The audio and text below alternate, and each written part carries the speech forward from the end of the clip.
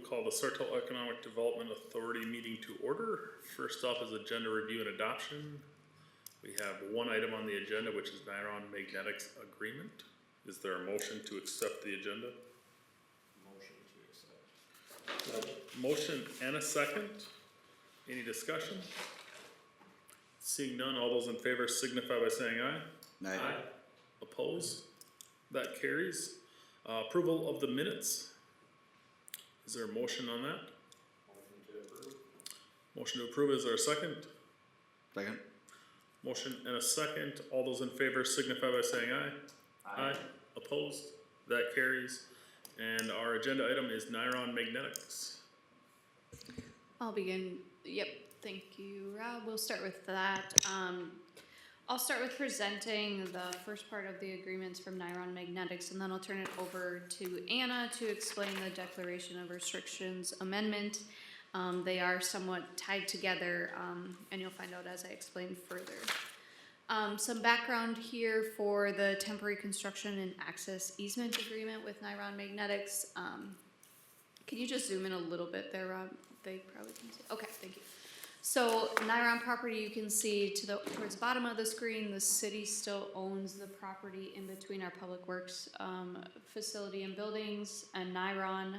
We do have a first right of refusal with Niron Magnetics for these parcels.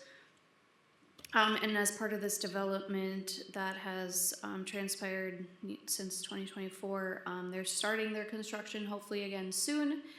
They have some desire to have this easement for some temporary construction facilities and areas for when the construction is occurring. You'll see in the easement agreement it is for a term of 4 years or 60 days after the development is completed, which follows the subsidy agreement and the other development agreement we have with Niron. But this would allow, by approving this agreement, this would allow Niron to use those parcels for their construction activities, to include temporary parking facilities for their employees that will need to park there, some construction trailers, tree removal. You can see some of the trees have already been removed or at least cut down. If you've probably heard before, because of the long-eared bats, we have to cut them before a certain date. So that was completed. There's a tree line to remain to the north there that provides a natural barrier. Bart and I walked around with Ryan Companies a few weeks ago to determine what trees to keep, what ones to remove, what ones could be removed. So we'd keep that tree line there. And then as part of this agreement, it is, again, somewhat tied to the Declaration of Restrictions amendment that Anna will present.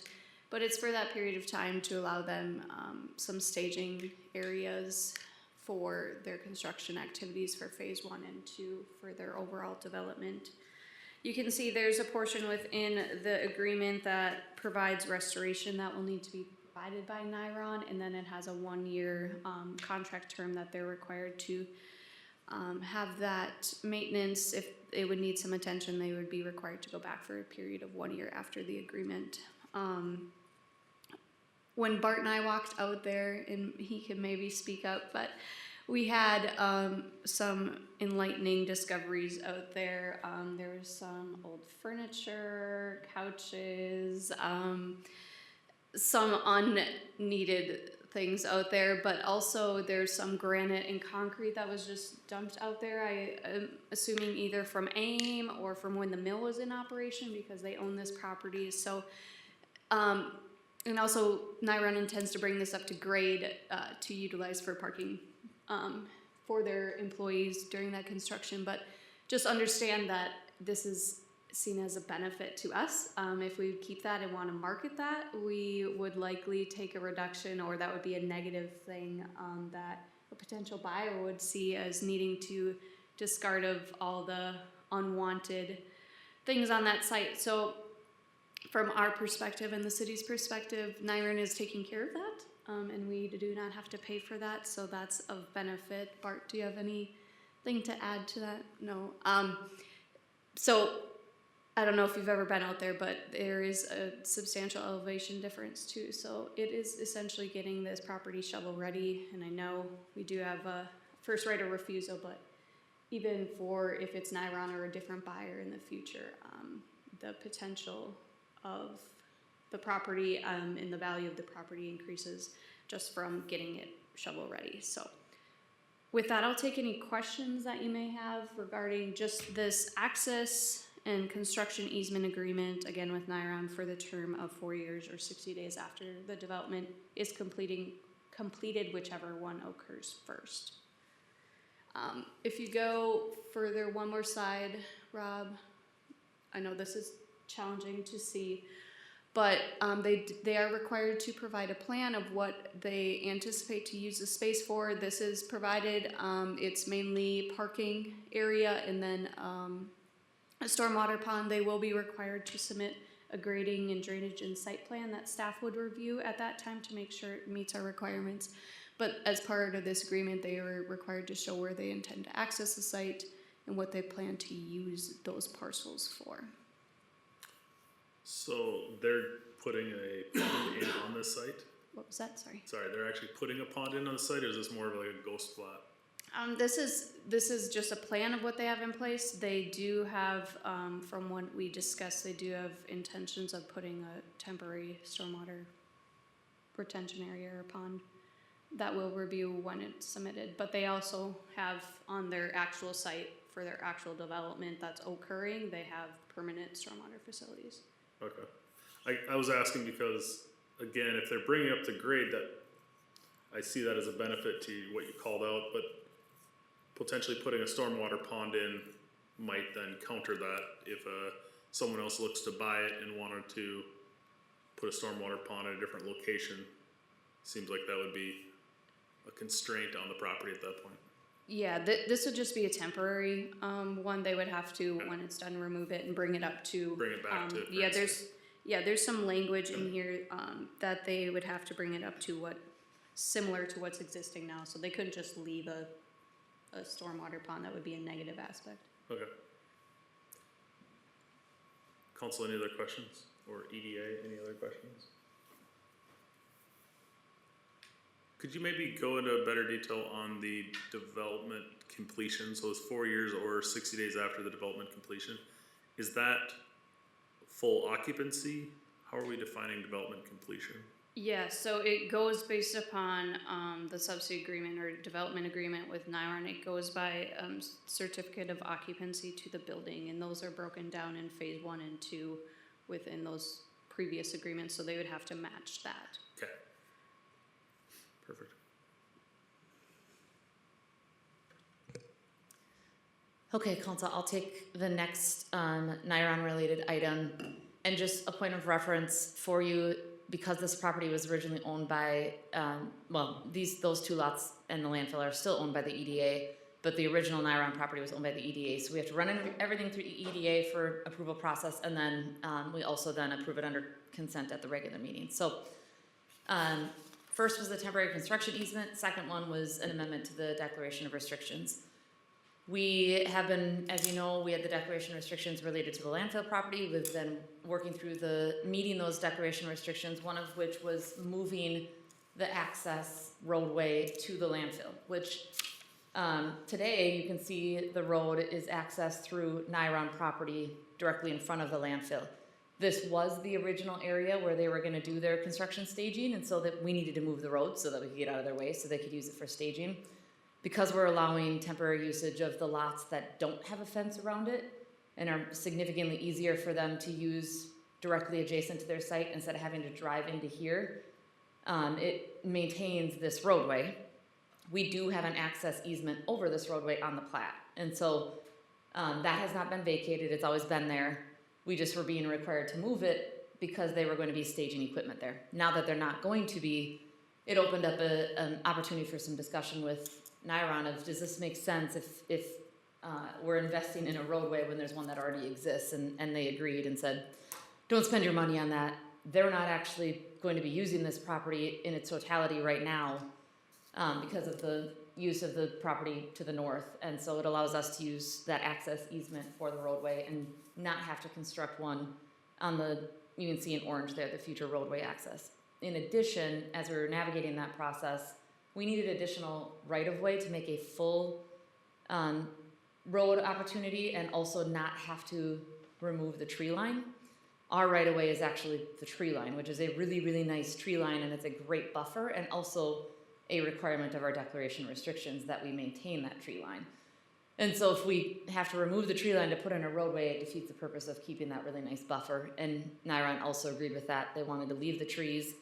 And so as a part of the temporary construction easement, Bart and Carrie worked with them and just said, hey, how about if we're gonna offer the temporary construction easement for 4 years, let's amend the declaration restrictions for 4 years and let us use that roadway. And then we don't have to remove the trees, we don't have to build the road, and we can make that decision at a later date. And so that is the second Niron item, is an amendment to that declaration restrictions, just allowing us to maintain usage of that access easement, which is a roadway that already exists, and it's behind a locked fence, which is even better.